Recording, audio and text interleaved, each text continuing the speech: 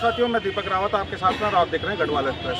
साथियों, मैंने कल कहा था कि मैं कोटद्वार में जितने भी धरना प्रदर्शन चल रहे हैं कोटद्वार तहसील में या पूरे कोटद्वार में, मैं वहाँ जाकर आपको दिखाऊंगा कि क्या क्या ज़मीनी हकीकत है और क्या इस कोटद्वार में चल रहा है। दरअसल कोटद्वार कहा गया था कि स्मार्ट सिटी बनेगा, पर ये अब एक धरना सिटी बन चुका है।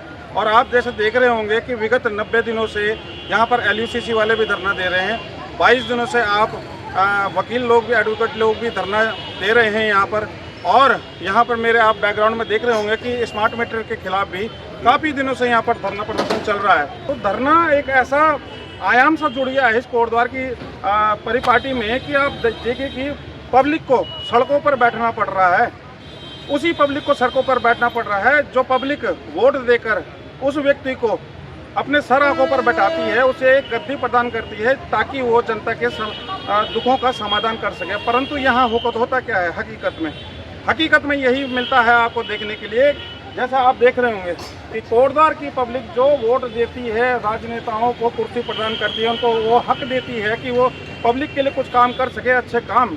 परंतु होता क्या है, नेता अपने कानों में रुई ठूस कर बैठ जाते हैं, मुंह पर मुंह बंद हो जाते हैं, उनके कुछ बोलना उनको होता नहीं है। परंतु उस पब्लिक का क्या, उस पब्लिक का दुख कैसे समझेगा, कौन उसका निवारण करेगा, कौन उसके हक के लिए आवाज़ उठाएगा?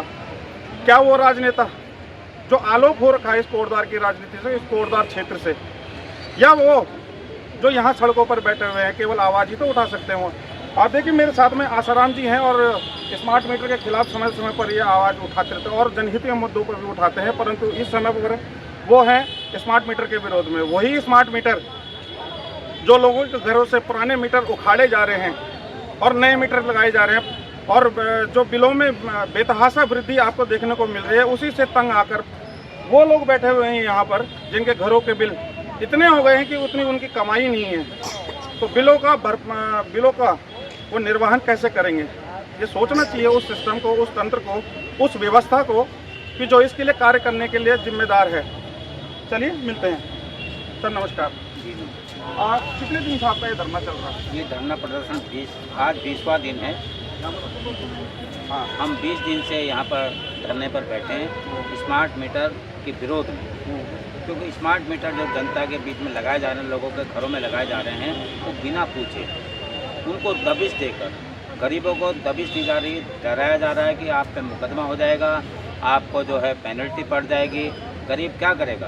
बिना पूछे, बिना सोचे समझे, बिना बताए स्मार्ट मीटर जनता पे थोपे जा रहे हैं। और उनके बिल जो कि कम से कम 500 या 1000 रुपये बिल आता था, 1200 आता था, आज वो उसका जस्ट 3 गुना 4000, 5000 और 8000, 15000 तक बिल आ रहे हैं। तो लोग बहुत त्रस्त हैं, बहुत परेशान हैं, बहुत दुखी हैं इस स्मार्ट मीटर से।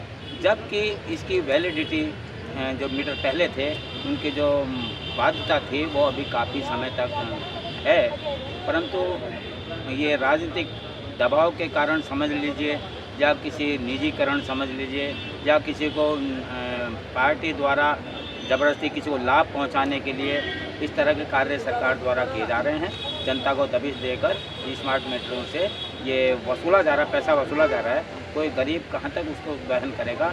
मेरा यही अनुरोध है कि स्मार्ट मीटर को हटाया जाए और पुराने जो मीटर हैं उन्हीं को लगा जाए। अगर ये नहीं होगा तो हम लोग यहाँ भूख हड़ताल पर बैठेंगे और अपने हाथों से उनको उखेड़ कर देखेंगे कि अपने हाथ से उखेड़ कर हम अपने खरीद के पैसे खरीद कर लाएंगे, हम मीटर उसको लगाएंगे। क्या आपने यहाँ पर जब बिजली ऑफिस भी गए थे, आपने यहाँ पर भी उनको बताया था, जो जेई हैं, एई हैं या एक्शन है, उनको भी बताया था कि भाई जो पुराने मीटर थे वो तो सही थे, ठीक ठाक चल रहे थे, तो उनको उखाड़ने की ऐसी क्या नौबत आन पड़ी? और जो नए स्मार्ट मीटर लगे हैं वो बोलने में तो नाम तो उनका स्मार्ट है, बिल भी उसी प्रकार स्मार्ट आ रहा है, तो उनको बताया होगा आपने, तो उन्होंने क्या कुछ आश्वासन दिया कि क्या कुछ होगा इसमें? देखिए, हम एक दिन तहसील और एक दिन बिजली विभाग में धरना प्रदर्शन कर रहे थे। ये काफ़ी दिन तक चला, लेकिन हमें अधिशासी अभियंता विद्युत विभाग उपखंड कोटद्वार ने हमें बुलाया, जहां जेई साहब और एसडीओ साहब भी उस मीटिंग में मौजूद थे। और हमको समझाया गया कि देखिए, हम एक कर्मचारी हैं, हमारे ऊपर तो ऊपर से आदेश होते हैं, तो वही काम हमें करना पड़ता है। हम बंधे हुए हैं सरकार के, जो हमारे ऊपर आदेश होगा हम उसी को करेंगे। जनता हमारे साथ क्या करेगी ये हम ही भुगतते हैं। तो वो भी लाचार हैं, कर्मचारी हैं, वो जो अब हैं अब वो मीटर लगने बंद हो गए हैं। हो सकता है जनता का प्रेशर जा रहा है तो मीटर लगने बंद हो गए हैं। इन्होंने हमें आश्वासन कुछ नहीं दिया है। इन्होंने यही कहा कि सरकार के हम पाबंद हैं, सरकार जैसे चाहेगी हम बाध्य हैं सरकार के कार्य करने के। देखिए दोस्तों, बात हुई थी कोटद्वार को स्मार्ट बनाने की, स्मार्ट सिटी बनाने की। अब यहाँ देखिए कि मीटर स्मार्ट लग रहे हैं, बिजली के मीटर स्मार्ट लग रहे हैं, पानी के भी, जो अभी निकट भविष्य में लगेंगे पूरे कोटद्वार और भाबर में, पूरे 40 के 40 वार्डों में। परंतु कितना स्मार्ट ये मीटर है कि वो बिलों में बेतहाशा जो वृद्धि होती है, जो आम जनता है, जो वो गरीब जनता है जो अपने निर्वहन बड़ी मुश्किल से कर रही है, उसकी जेबों पर, उसके हकों पर ये स्मार्ट तरीके से जो डाका डाला जा रहा है, इसके लिए जिम्मेदार कौन और क्या मानते हैं आप, क्या जानते हैं आप? हमें कमेंट के माध्यम से साझा कीजिएगा कि क्या कुछ यहाँ इस कोटद्वार में जो स्मार्ट मीटर के विरोध में यहाँ प्रदर्शन चल रहे हैं, क्या ये सही है? शायद हमें समझ में तब आएगा जिस दिन ये स्मार्ट मीटर हमारे घरों में भी लगेगा। और जब हमारे घरों में ये स्मार्ट मीटर लगेगा और स्मार्ट तरीके से जो बिल आएगा, तब हमें शायद ये पता चलेगा, कोटद्वार की बाकी की जनता को शायद ये तब पता चलेगा कि हाँ, कितना स्मार्ट ये मीटर है और कितना स्मार्ट ये बिल दे रहा है आपके घरों तक। बिजली विभाग भी गए थे और जय साहब से हमने बात की थी, तो हमने उनका भी बयान जानना चाहा, कि पक्ष जानना चाहा, परंतु उन्होंने कहा कि मैं ऑथोराइज नहीं हूँ इस चीज़ को बोलने के लिए। तो अब अगर आप ऑथोराइज नहीं है तो कौन ऑथोराइज है, कौन जवाब देगा? अगर बिजली विभाग, बिजली तंत्र वही काम जवाब नहीं देगा हम जनता के सवालों का, तो जवाब आखिर देगा कौन?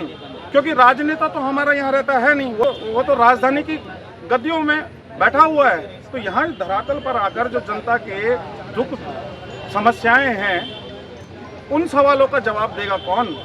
कौन जवाबदार इसके लिए? चलिए बने रहे हमारे साथ में। धन्यवाद।